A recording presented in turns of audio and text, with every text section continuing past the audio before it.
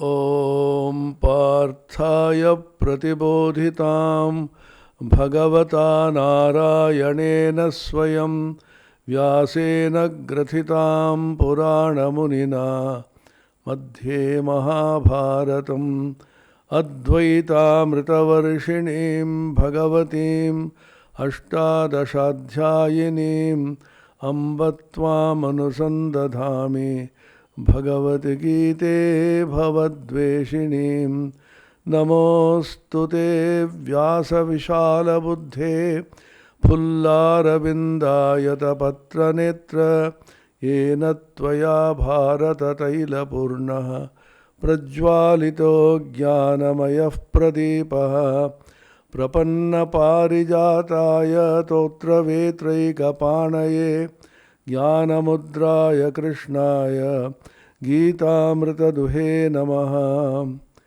सर्वोपनिषदो गावो दोग्धा गोपाल नन्दनः पार्थो वत्सः सुधीर्भोक्ता दुग्धं गीतामृतं महत् वसुदेवसुतं देवं कंसचाणूरमर्दनं देवकी परमानन्दं कृष्णं वन्दे जगद्गुरुं।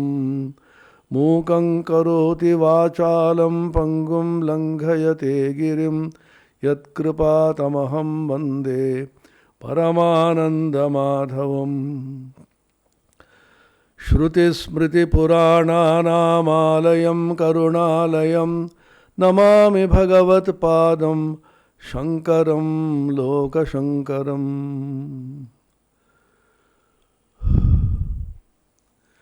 The theme is Nishkama Karma Yoga, selfless, desireless work or karma.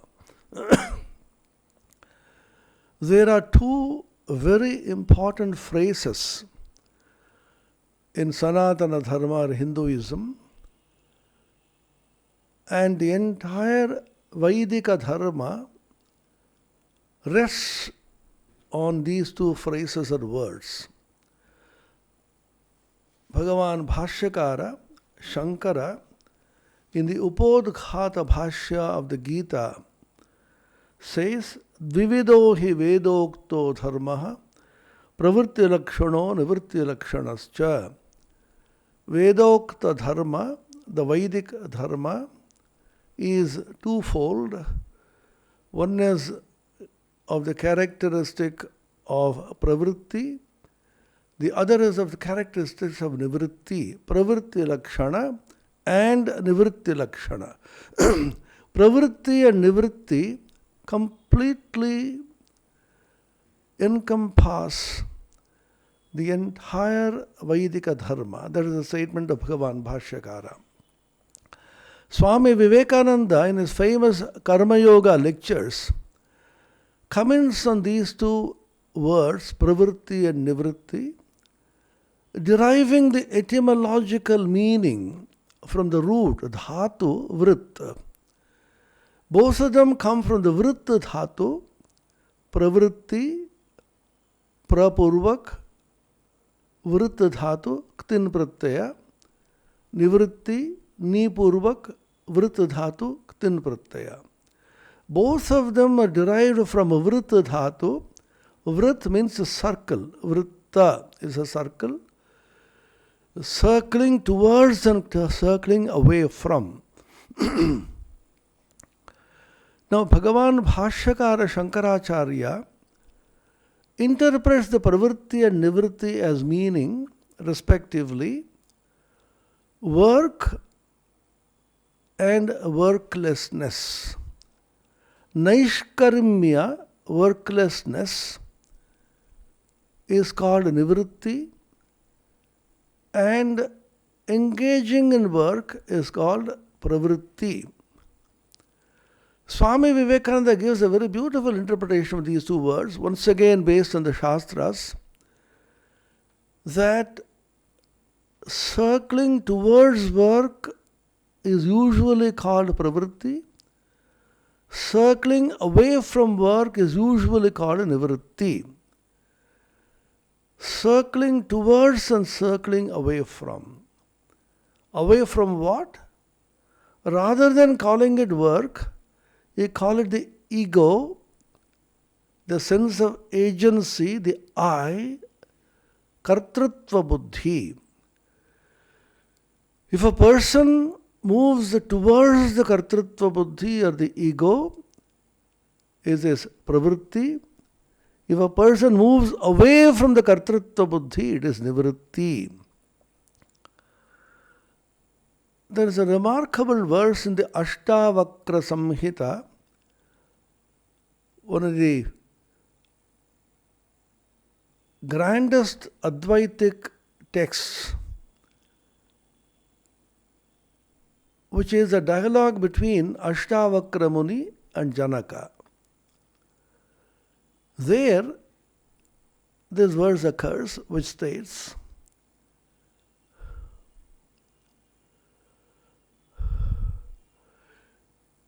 a mudha, a deluded person, a person who is ignorant, ajnani, even though he claims to be in the path of nivritti, the phala which he obtains, the fruits that he obtains is only that of pravritti.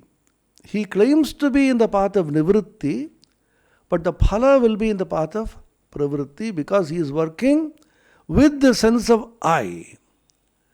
But in the case of a jnani, although he apparently is engaged in pravritti, since he is working without the sense of agency, the I,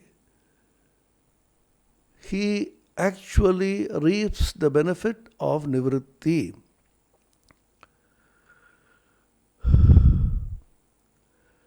Nivrittirapi mudhasya pravrittirupajayate pravrittirapi dhirasya nivritti phaladayini.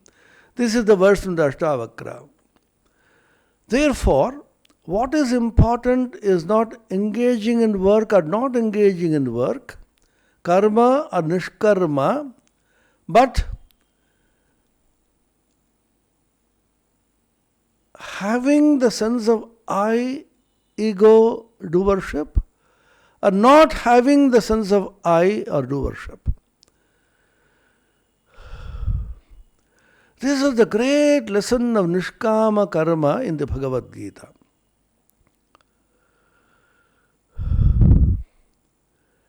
Arjuna's predicament was that karma will lead to bondage, bandhana, and therefore he said, I will not do karma. Bhagavan Sri Krishna makes him understand, as the Jagat Guru, that it is not karma which leads to bondage,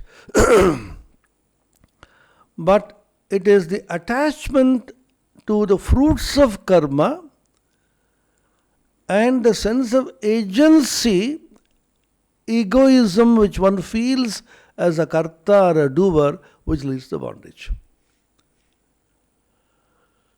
This has to be very, very carefully understood, meditated upon. Karma per se does not bind you, but what binds you is karma phala asakti and kartritva buddhi. Karma phala asakti means attachment to the fruits of karma. Kartritva buddhi means the feeling of doership, that I am the karta.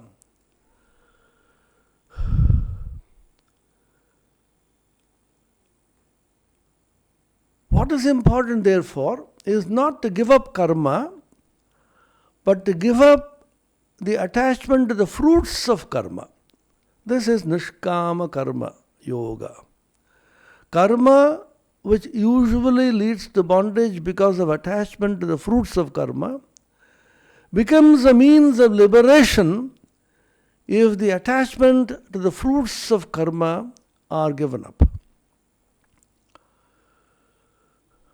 That is the secret, the skill by which you do karma. This is called Kaushala. The Bhagavad Gita defines this yoga as yoga karmasu kaushalam, the skill in performing action.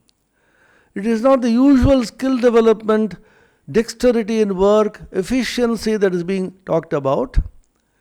It is the mental attitude by which you know that the karma which I am performing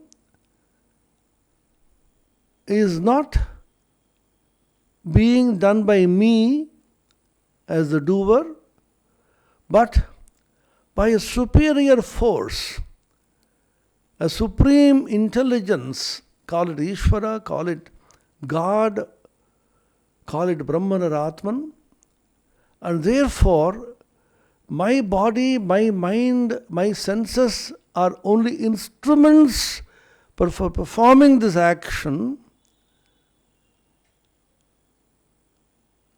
And these instruments are being used by the Lord.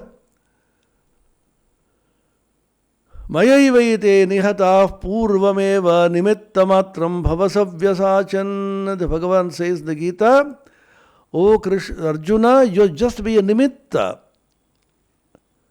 As if you are doing all this, but I am actually doing it. The Lord sitting in the heart is accomplishing everything. Ishvaras sarva bhutanam hriddesherjuna tishtati brahmayan sarva bhutani yantrarudhani mayaya.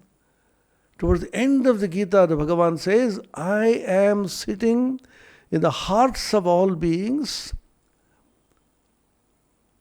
and I am operating the bodies and minds and intellects of all the beings and making all actions possible, karma possible, just like the operator of a machine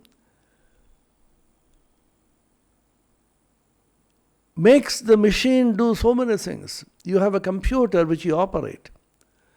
You write a wonderful article. You sit down and type out. People say, what a wonderful article you've written.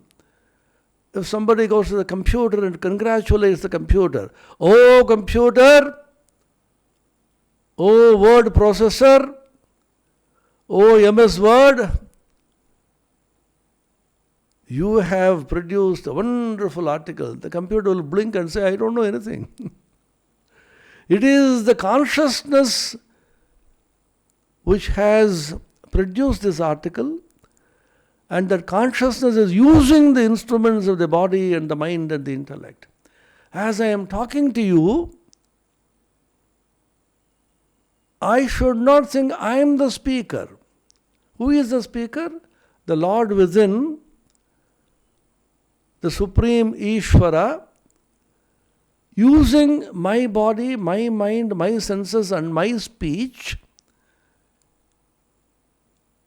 is delivering this message of Nishkama Karma to all of you. He is using my instrument. But there's a small ego in me which comes up and says, I have delivered a wonderful speech. People congratulate, oh, you have done it. Have I done this? No. I'll give you an example. Suddenly, a large number of guests had come, and the women were completely perplexed. How to cook for so many people? Then the men said, we will have bath in the river and come back. We are 25 of them, and they have to be fed. They were completely nonplussed. Then they quickly got up some electric pressure cooker. They put rice and dal and ghee and vegetables and put it near the electrical device and switched on the plug. Within half hour, 45 minutes, the food was ready. And the men came back and said, oh, you have cooked for so many? We are so tired.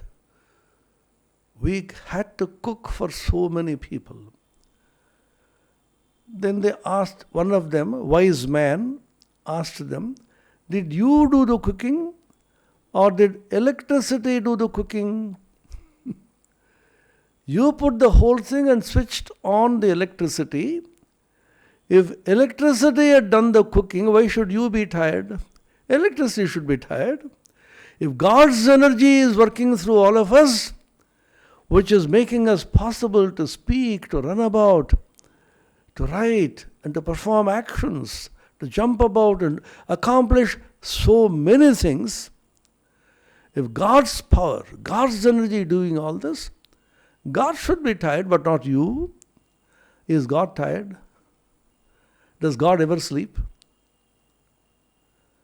The Bhagavad Gita says, Yadi hyaham navarteyam jato karmanyatandritaha mama vartmanu vartante manushyav partha sarvasha. If I am not there, the Supreme Lord, atandritaha, without a wink of sleep, ever alert, ever awakened, Nitya Shuddha Buddha Mukta Swarupa, ever free, ever pure, ever awakened Lord, if He is not there, then the entire world will go to pieces. Utsedeyu rebe loka nakuryam karma chedaham. If I do not keep doing karma without the sense of doership, the Lord says, I have no sense of doership. Name parthasti kartavyam trishalokeshu kinchana nanavaptam avaptavyam vartaye vachakarmani. The Bhagavan says in the Gita, O Partha, O Arjuna, I have no duty, I have no karma in the three worlds, but all work is being accomplished just by my very presence. Mayadhyakshena prakriti suyate sacharacharam. The prakriti, nature is functioning just with my adhyakshata. Adhyaksha is a person who just looks on. His very presence is making things possible. When the sun rises, the rays of the sun make the lotus flower blossom. Does the sun make the lotus blossom? Is it the doer? No. His very presence makes the lotus blossom. In exactly the same way, God's power is working with all of us. We should be conscious about it, think about it, meditate upon it, contemplate it, and realize that when we are doing work, it is not we who are doing, the power of God is making us do. When I eat my food, have a huge feast, if I go and ask my boss in the office, Sir, please give me 2 days casual leave, I have to digest my food, how ridiculous it will be. Do I digest my food? Nature is digesting my food, I only eat. So every one of my functions is being accomplished by nature. So nishkama karma means desireless action. Attachment to desire, attachment to karma phala comes to me through a sense of agency. Many people say nishkama karma yoga is a meaningless concept. How can I do karma without any kamana? Why does anybody do karma? To accomplish some desire. Suppose I go for a game of cricket or football or any game, and I feel, no, I will play this game in a nishkama spirit. Whether I win or lose, I don't care. It is ridiculous. So many people have criticized, particularly the Mimamsakas in the ancient times. They say, prayojanam anuddishya mandopi na pravartate. Without an eye to the prayojana, the fruits of work, even a stupid fellow, even a fool will not perform any karma. Everybody performs karma because he will get something out of this karma.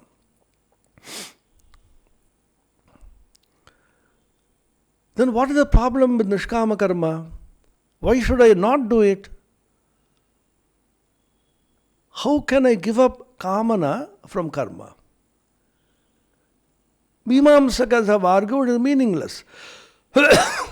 What will be the motivation for karma? What is the motivation by which I do any karma? The motivation is that I want to accomplish something through this karma. I do this karma, and through this karma, I get something in return. And if I get it, I am very happy. If I don't get it, I become dejected. The Bhagavan preaches in the Bhagavad Gita, Sukha dukkhe same kritva labha labho jaya jayo. Sukha and dukkha, happiness and misery, labha and alabha, gain and loss, yuddhaya yujyasva. So yudhyasva, you fight just for the sake of fighting, not to win, not to lose. It appears to be meaningless. Why do I fight a war? To win the war. The Bhagavan says here, just fight, don't worry about winning or losing. When I used to explain this principle of Nishkama Karma to the students, they will say, how is it possible? Is it meaningless? It is ridiculous. It is demotivating. Suppose somebody go to the exam. You write the exam without worrying about what results you will get. Don't write the exam to pass the exam. Fail or pass really doesn't matter. Then there is no motivation at all. To explain this, I thought of a simple example from the game of cricket, because our students are very fond of cricket. India, it's a very popular game, as you know. Then I asked the students, all over the world, some of the best batsmen in India, for example, Sachin Tendulkar, Gavaskar, for example, how many times the best batsmen of the world have gotten out between 90 and 100? They reach 90. From 0 they went up to 90, 95, 99, and they get out. Why can't they reach 100? They call it, in the parlance of cricket, as nervous 90s. The moment you reach 90, you become nervous. Why? I asked the students why. How many times these great batsmen have gotten out between 90 and 100? How many times? Why is it that they can't make a century? The answer is, the moment they reach 90, their mind is on 100. The phala, the fruit of their batting, century.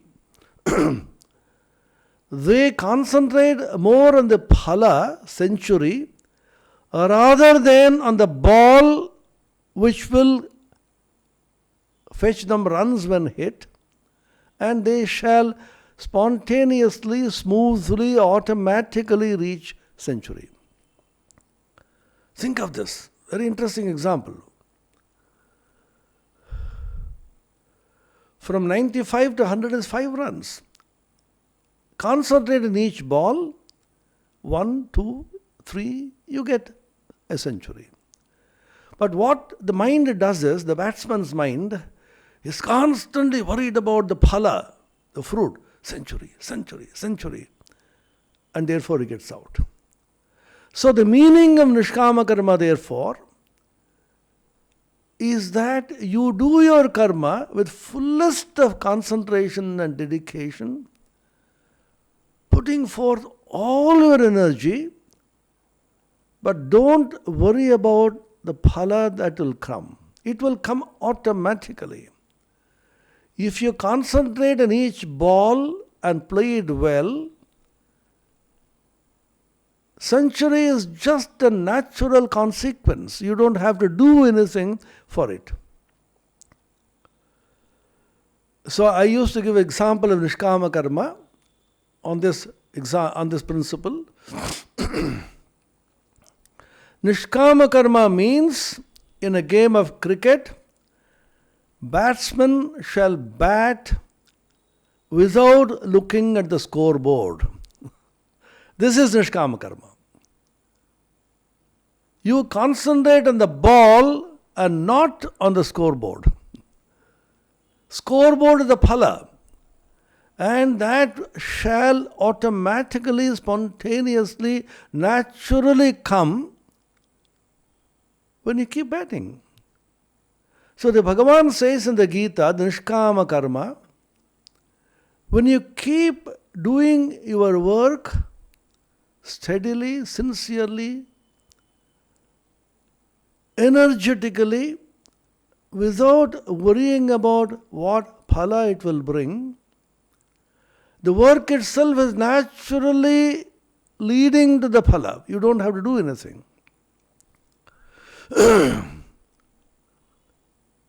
There is another example which was given by our most revered Sanghaadhyaksha Maharaj, Srimad Swami Smaranananda Ji. I had the good fortune to be mentored by him for 16 years when I was a brahmachari. He gave his own example, a telling example of his experience. He was climbing a small mountain, hillock. There is a beautiful temple at the top. There are just 1,000 steps. So he and some of the other monks, companions, were climbing up. Suddenly, there was a mist, fog, which enveloped the whole mountain. They just could not see anything. Then they said, what should I do? Should we proceed or should we come back? Nothing could be seen. Then they saw very strangely, just the next step was visible. When they saw the next step, the Swami Smarananandaji said, let us walk this step, let us see what happens. And the wonder was, when they climbed the next step was visible. When they climbed that step, the next step was visible. So step by step by step, they went up and they reached the top. This is Nishkama Karma. Don't worry about the top. When you are climbing the mountain, if you look at the top and keep walking, you will fall down. Don't look at the top. Don't look at the phala. Look at the step, the means by which you do it. Swami Vivekananda has a wonderful lecture called The Work and Its Secret. Karma and Karma Rahasya. He says, pay as much attention to the means of work as to the end. The means is the path. The end will come when you devotedly walk the path. So walk the path steadily, devotedly, sincerely, and you shall reach the goal. If you think of the goal all the time, without concentrating and walking the path, the chances are you may get into an accident. So Nishkama Karma Yoga means concentrate on this moment. From the path of Jnana, it has been described by many of the Jnanis, particularly in the Buddhistic tradition, the Vipassana and so on, the meditation is every moment is all that exists. Live from moment to moment to moment. This moment is all that is. Karma phala asakti, attachment to the fruits of work, means you are living in the future and not in the present. After 1 year I shall get this. So you are dreaming about what will happen in the future, and the concentration in the present is completely lost, and therefore there is an accident. Just live in the present. Living in the present is a great lesson which is given by Buddhism, and Vedanta talks about it as the Vartamana, the present, which is Brahman. Bhuta, past, Bhavishyat, future, both of them are unreal. The past is gone, the future is imagination. Longfellow had a beautiful poem. Trust no future, however pleasant. Let the dead past bury its dead. Act in the living present, heart within and God overhead. This has to be repeatedly taught to our children, to all of us. This moment you concentrate. Don't go on planning for the future. Don't go on imagining Akasha Kusuma, they say, like the flowers in the sky.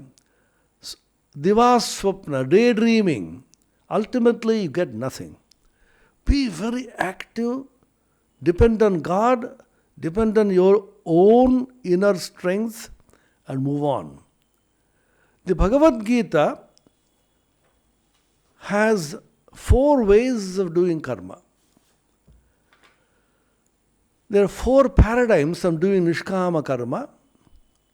I will just mention the shlokas for those who are interested.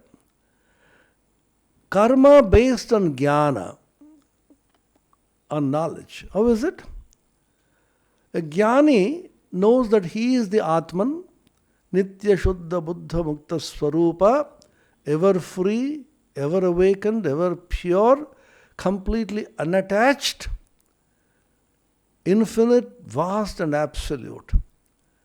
And therefore he has no karma. Because karma is in the plane of relativity, space, time and causation. And the Atman, the Supreme Self, is beyond space, time and causation, desha, kala, nimitta.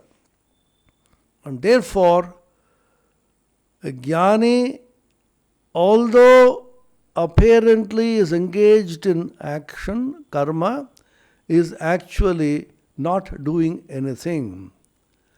The shloka in the Bhagavad Gita, those of you who are interested may refer to this.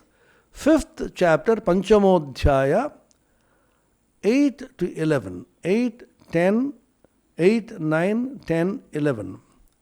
I will just read out these shlokas. Naiva kinchit karomiti yukto manyeta tattvavit. Naiva kinchit karomi. I am not doing anything. Yukto manveta tattvavit. A person of knowledge. Yukta, focused upon the supreme truth. He realizes that he is not doing anything. Although he appears to be doing everything. That is the beauty. Naiva kinchit karomiti yukto manyeta tattvavit pashyan srinvan sprishan jighran ashnan gachan swapan shvasan pralapan visrijan grinnan unmishan nimishan napi indriyani indriyaartheshu vartante iti dharayan brahmanyadhaya karmani sangam diktva karoti yaha lipyatena sa papena padmapatramivampasa kayena manasa buddhya kevalairindrayairapi yogina karma kuruvanti sangam diktvatma shuddhaye. 5th chapter, verses 8, 9, 10, 11. The Hindi translation is given in the book published by the Gita Press. तत्व को जानने वाला सांख्य योगी तो देखता हुआ, सुनता हुआ, स्पर्श करता हुआ, सूंघता हुआ, भोजन करता हुआ, गमन करता हुआ, सोता हुआ, श्वास लेता हुआ, बोलता हुआ, त्यागता हुआ, ग्रहण करता हुआ तथा आंखों को खोलता और मूंदता हुआ भी सब इंद्रियां अपने अपने अर्थ में बरत रही है। इस प्रकार समझकर निस्संदेह ऐसा माने कि मैं कुछ भी नहीं करता हूं। जो पुरुष सब कर्मों को परमात्मा में अर्पण करके और आसक्ति को त्याग कर कर्म करता है, वह पुरुष जल के कमल के पत्ते की भांति पाप में लिप्त नहीं होता। कर्मयोगी ममत्व बुद्धि रहित केवल इंद्रिय, मन, बुद्धि और शरीर द्वारा भी आसक्ति को त्याग कर अंतःकरण की शुद्धि के लिए ही कर्म करते हैं। So this is the Karma Yoga performed by a Jnani who always identify himself with the Supreme Atman. The Bhagavan talks about another kind of Karma Yoga based upon Bhakti.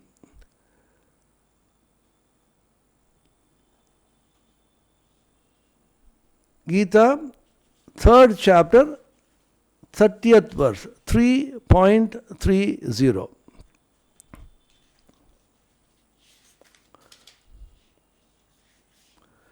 मयि सर्वाणि कर्माणि संन्यस्याध्यात्मचेतसा निराशीर्निर्ममो भूत्वा युध्यस्व विगतज्वरः।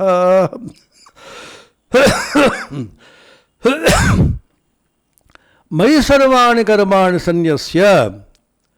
Here Bhagavan is speaking. Maya means in me, the Supreme Paramatman, the Bhagavan. Sarvani karmani sanyasya, renouncing all actions in me. By what? Adhyatma chetasa. By a mind, illumined mind which is elevated. Nirashir nirmamo bhutva, without any hope and without any sense of I and mine, and yudhyasva vigatajvaraha. This is a beautiful phrase in the Bhagavan's exposition of Karma Yoga. Vigatajvaraha means feverishness. This is one tragedy of the modern times. All of us are doing Karma Yoga action, but so much of feverishness. We talk about so many kinds of fevers. Now we say election fever, cricket fever, work fever, examination fever. What does it mean? You are all the time terribly feverishly attached to something. Attachment gives you feverishness. Oh, I have to do this, I have to do this. Suppose I fail, what's going to happen? Go on, doing it calmly. The calmer you are, the more dispassionate you are, more tranquil you are, the more effective will be your action. Swamiji says, he who in the midst of a crowd feels alone, and when he is alone, feels he is in the midst of the entire universe. He is a yogi. The Bhagavad Gita has a remarkable verse. Karmanya karmaya pashed akarmani cha karmaya Sabuddhiman manusheshu sayukta krishna karma krita. Karmanya karmaya pashed akarmani cha karmaya. Gita 4th chapter 28th verse 4.28. जो मनुष्य कर्म में अकर्म देखता है और जो अकर्म में कर्म देखता है वो मनुष्य में बुद्धिमान है और वह योगी है, समस्त कर्मों का करने वाला है. कृष्ण कर्म कृत. Very expressive statement. Look at the expression. Karma means work. Krishna karma, Krishna means total, complete. He is the performer of total action. All that we now do are fragmentary action. any action done with thought of doership is fragmentary. It divides, it cuts to pieces, it brings conflict. The moment there is the ego, the I, the doership, kartritva buddhi, there shall be conflict, discord, dissonance, and ultimately its fragmentation. Say a person who does holistic action, Krishna karma, total action, complete action is a person who sees karma in akarma and akarma in karma. What does it mean?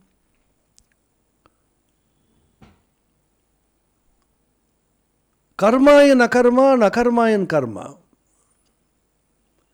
When karma is going on, he sees akarma because he is the Atman, the supreme reality, calm, tranquil. Shantam Shivam Advaitam Ashabdam Asparsham Arupam Avyayam Tatharasam Nityam Agandhavachayat Anadjanantam Mahatav Param Dhruvam Nichayatan Mrityumukhat Pramuchyate. Kathopanishad.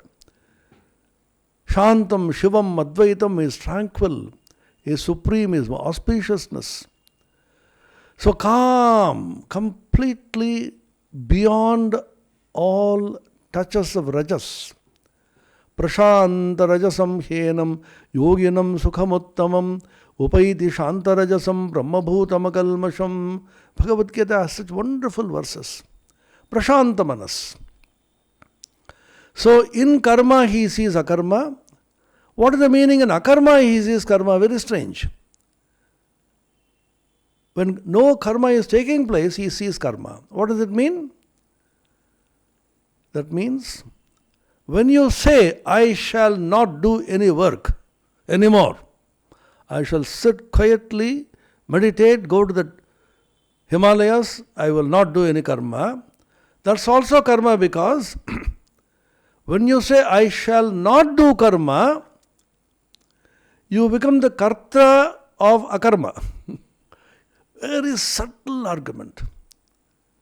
When I am doing karma, I become the karta of karma. When I say I shall not do anything, then I become the karta of not doing. Why? Because of sankalpa. I shall do this is a sankalpa. I shall not do this is also a sankalpa. The moment there is a sankalpa, there is a kartritva buddhi. And kamana, desire, arises from sankalpa. Sankalpa prabhavan kamas tyaktva sarvan seshataha. Bhagavad Gita. Bhagavan Bhashyakara Acharya Shankara says in one place in the Bhagavad Gita Bhashya, quoting from the Mahabharata, Kama janamite moolam sankalpat tvam bhavishyasi tasmat sankalpayishyami. O Kama, O desire, I know what is the source from which you come. Sankalpatvam prabhavasi, you arise from sankalpa, and therefore I shall not do any sankalpa at all. This is the Jnani. The Jnani completely kills all sankalpa, individual, egoistic sankalpa. In the bhakti language you say Isha sankalpa.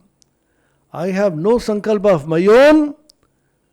It is if the will of the Lord it shall happen. Isha sankalpa is individual, egoistic sankalpa born of I and mine, ahankara and mamakara is completely destroyed.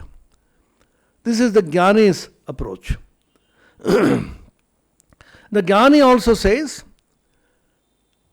in the Bhagavad Gita, Sthita Prajna Lakshana, 2nd chapter, everybody has to do karma, but a person who is absorbed in the self does not have to do any karma.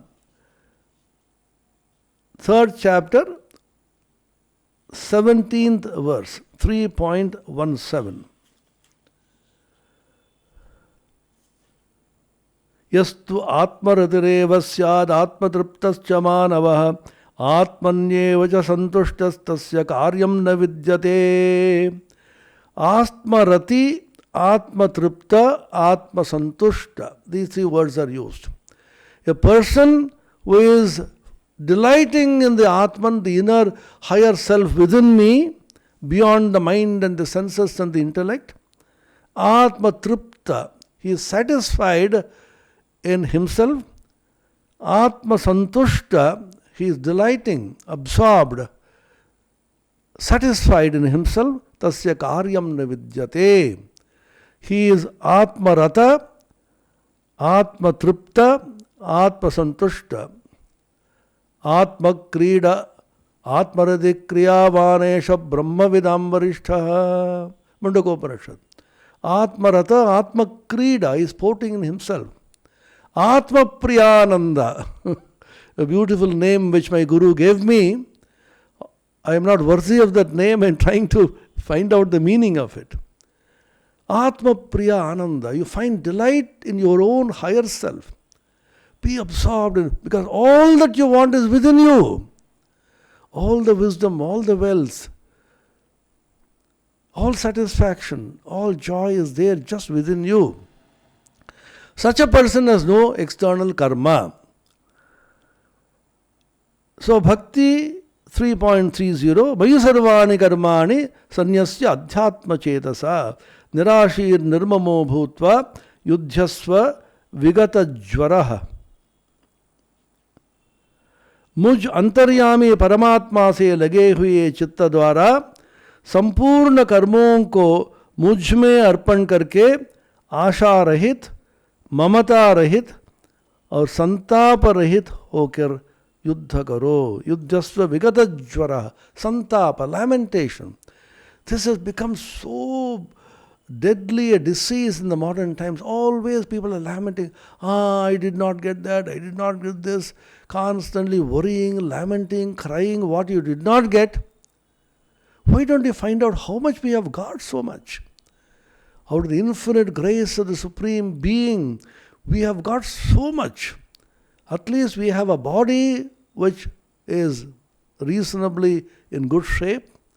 We have a mind which can think properly. And so many things of the world are provided for you. Why don't you feel deeply satisfied and thank God? Oh God, thanks for all that you have given me. Rather than crying and blaming everybody about what you have not got. Sri Sharada Devi, the holy spouse of Ramakrishna, once said, in Bengali she said, Shojyer matan gun nei, santosher matan kono dhon nei. Sahan Shakti, forbearance. There is no quality, spiritual quality, which is greater than Sahana Shakti, forbearance. Sri Ramakrishna used to pun on the word Saha. In Bengali, Dantyasa, Murdhanyasa, Sha, and Talubhya Sha, they pronounce the Sha. There's a peculiar way of pronunciation. Sri Ramakrishna punning on the said, Sha, Je shoy she roy, Je nashoy she nash hoy. Only a person who forbears lives, a person who cannot forbear gets destroyed. Nash hoy she nash hoy. So the Holy Mother Sri Sharada Devi said, there is no great virtue than forbearance, and there is no greater wealth than santosha, satisfaction, tripti. Godhan, gajadhan, vajidhan, aur rathana dhan khan, jab avat santosha dhan, sabadhan dhuri saman. Tulsidas. Beautiful doha. You have all the beautiful wealth, cattle, horses. In those days, they were great wealth. Jab avat santosha dhana, when you get the great dhana, great wealth of santosha, satisfaction, tripti, then all the other wealth appears to be dust. So this is Karma Yoga based on Bhakti, Mai Sarvani Karmani, etc., 3.30. The Gita talks about another way for the modern scientific-minded people. Suppose you are a man of science and reason. You say, I don't believe in Atman or soul. I don't believe in God. I believe in the principles of science. Then the Bhagavan will smile and say, I have a shloka for you also. That is Sankhya. Prakriti is doing everything. Why do you invoke a God there? In fact, Bhagavan Buddha said this. You don't need a God to run the universe. The laws of nature are sufficient to run the affairs of the universe. Bhagavad Gita verse 3.23. Third chapter, 23rd verse. Sorry, 3.27. Prakrite kriyamanani guneh karmani sarvasha ahankara vimudhatma karta ahamati manyate. Prakrite kriyamanani, everything is accomplished by Prakriti or nature through the Trigunas, Sattva, Rajas and Tamas. But a person ahankara vimudhatma, a person is deluded out of ahankara, imagines that he is the karta, he is the bhokta, he is the doer. वास्तव में संपूर्ण कर्म सब प्रकार से प्रकृति के गुणों द्वारा किए जाते हैं, तो भी जिसका अंतःकरण अहंकार से मोहित हो रहा है, ऐसा ज्ञानी मैं करता हूँ ऐसा मानता है. This is the whole secret of Nishkama Karma Yoga. Abandon the idea of the I am the karta. Mai karta ho, mai vakta ho, mai bhukta ho. This my, I, aham. And aham cannot stand alone. It has to be related to something.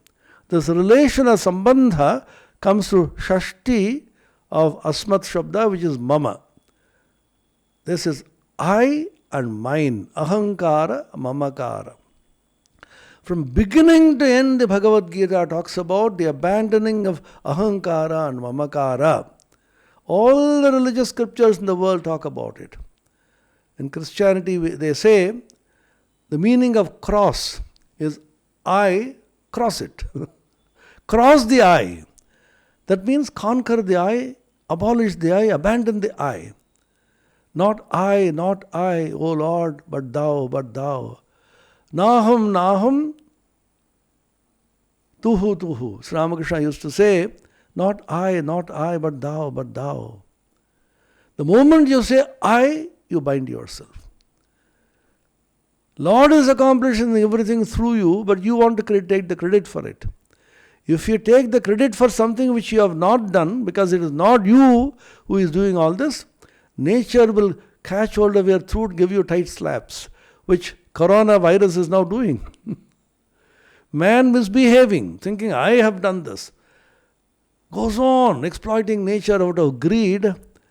Nature brings the tiniest of the tiny virus in the form of COVID-19, coronavirus, and the entire humanity is now shaking. This is a wake-up call.